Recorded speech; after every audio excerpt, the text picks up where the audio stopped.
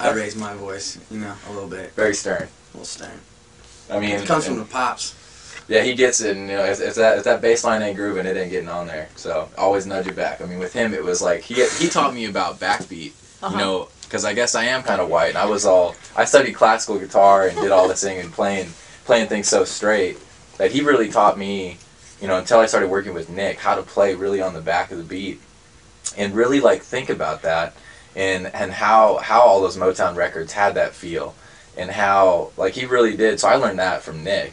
Really, I mean, hands down. I mean, I couldn't learn that in any school or anything like that. And just learning that, working in the studio, and realizing what makes a record really hit and really like come inside your body, you know? Yeah. So I think that was, you know, he taught me that. I mean, you always want to be, if you're in the recording process, like you always want to be the last person to hit the backbeat. That's what should be going on in your mind. You should be the latest guy. So everybody should be yours together. No. There you go. No, seriously. I mean, I think the more you can share with people, and like you said, you can't get that in a school. You can't get that anywhere. You've got to get it from some... It's experience. It's experience. Exactly. Just hands-on and just troubleshooting and realizing what works. Yeah. You know, I mean, we're still working on it. You know, we're still, like, really finding ourselves, still, you know, through songwriting. And, of course, that's how you do it, but...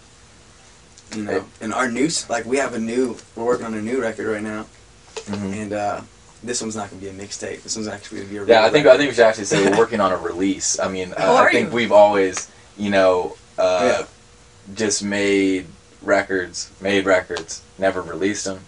It was almost like, you know, they just existed in our computers or an iPod, and that would break. Yeah, like just a cloud. And we would spend, you know, we'd do these really elaborate tracks, and like, I don't know if it was we weren't satisfied, or like, you know, whether a label didn't like it, or this guy didn't like it, and we tried to please this big person that could maybe help us with this. Don't please anybody. That's what we've learned. We're kind of over it. That's the lesson for the day. Is you just have to please yourself at the end of the day with music. Got to stay true to what you want to do. We've been on a roller coaster ride emotionally and physically and melodically, musically, but period, everything has just been a roller coaster, you know, and I feel like we're finally just steady now. We're doing... Yeah, I feel like we're happy just making good music, you know, and like we've had the tough part of this business is that you get a lot of people in your ear, the people that have the money, and that tell you how they think you should be, and then you try to please them, and then you realize what did we even make, you know? And we've run into that time and time again. Like and it's not like we haven't met people that we thought could help us along the way, but we kind of realized, you know, hey, we just need to, you know, stay true to us and what we're doing. And nobody's really going to help you. You got to do it yourself. Nobody's going to help you until you make it. Exactly. Yeah. Nobody cares. No one they're just like, we'll give you money when you have made $1 million. We'll give you money when you have money. Yeah, it's like it's like when rich people ask for free shit. I don't understand that. All the time at my store, they come in and ask for free stuff. I'm just like, you're rich, and you want me to give you something free? Like. Because a lot of people do that. They're given things, you know. Yeah. And that's how the rich stay rich. Yeah. Well, you gotta stay true to that once you make it big. Exactly. Oh, totally. Right? Yeah. Because now it's on tape. Oh yeah. You got us. And I'm gonna make sure that they stand to this. Oh yeah. So your album is going to come out? There's no set. There's no set date. Hopefully by the end of summer. By the end of summer. Okay. Hopefully. But, and I hope you'll come back at that point. Oh yeah. Oh yeah. Yeah. Okay. We'd love to. Oh, I hope so. Promotion-wise, where are you guys at in LA? Are you going to tour? What's going to happen? We are actually playing the W Hotel regularly. We play probably once or twice a month. Okay. It just depends. You have to check us out on Facebook, the dates, you know. But we're going to actually start playing in Las Vegas at the Royale Casino. Okay. It's a new little boutique hotel. Other than that, we're not touring. You know, I think we really want to just stay, in LA and get a good, firm grip on what we're doing around here. There's a lot we can do and a lot that we can establish. I think right now it'd be a little premature for us to kind of just go out on the road. Yeah. And someday, you know, we'll want to get out there, but I think we really want to focus on our record and just trying to get something, like actually get a really good product that we're proud of and actually want to put out, instead of like just making like tons of records like we have and not really doing anything with them. Like really work on this and really establish, you know, what we are. And so I think that's our main focus right now. And like I said, our band is pretty new together, and I'm really excited. So we're still working with them and getting that. You know, you have the two worlds. You have your recording world and you have your live band world. And you have to learn how to compromise with that. We've only been working inside a box in the computer for the past 3 years.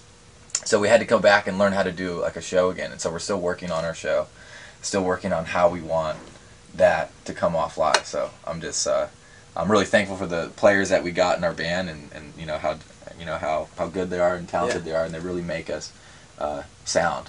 They like make Nicky Davey. The bandmates actually for sure make the band. It's really hard to find good too, players. right? For all those hours. Oh, everybody, we get along great. You know, that's so good. And it really is, like, there's so many ties with all of it. I mean, with me personally, growing up with most of these kids, I've known them since I was 13 or 14. I think Bert actually dated my sister for 2 days, the bass player, back in like 8th grade. So, you know, oh man, oh, she's gonna kill me for that. But anyways, so yeah, it's kind of funny. There's just a lot of history there, That's and so great. I've worked with them all in different angles, and just excited to see where we're gonna go, you know, and we're just ready to work hard like anyone else, you know. That's all we know how to do, really. Very good. Well, let's hope that, you know, people watch this and get on Facebook, because that's where I found Nicky Davey. And let's get you some more viewers, because you only have like 270. And I was like, oh, those poor boys. I know more than you do. But We don't really. There's so much we're doing. Yes. It's so hard. We have full-time jobs. We make music. We write the songs. We produce the songs. So it's a lot. There's a lot to do. We can't do it all. We're just spread so thin, you know. And you said the main thing is that you're working hard. You're working towards the sound and the way you want things, and that's what you're supposed to be doing. You're doing the right things, and it will hit, and you guys will hit big. I'm sure of it.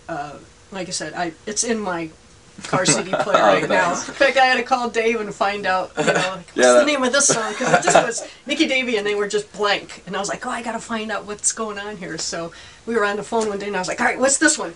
You know? Yeah, it was fun. it is kind of funny because we handed out a bunch of those probably through Fred Siegel at where you work, and you know, that's kind of like the little hub of us over there. So that, you know, everyone knows our jams over there. They play them over in the store all the time. Do they really? Yeah. Oh, that's great. So it was actually that's our spot.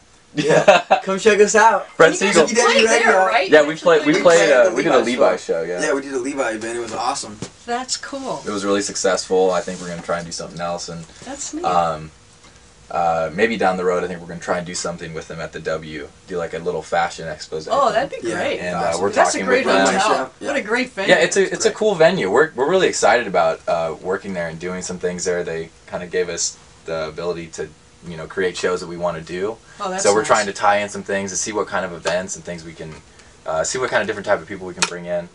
So yeah, we're pretty stoked about that, and you know, getting that going, and that's why, you know, I think with us playing shows, I mean, yeah, of course we'll do some, you know, Viper Room stuff. We'll play some local places. We're actually playing Bardot. Oh yeah, I was gonna say. Oh yeah, we are playing Bardot on the 1st. Oh great! It's for a friend. That's March 1st, right? March 1st at Bardot. March 1st, 2012. 8 o'clock. 8 o'clock. Okay.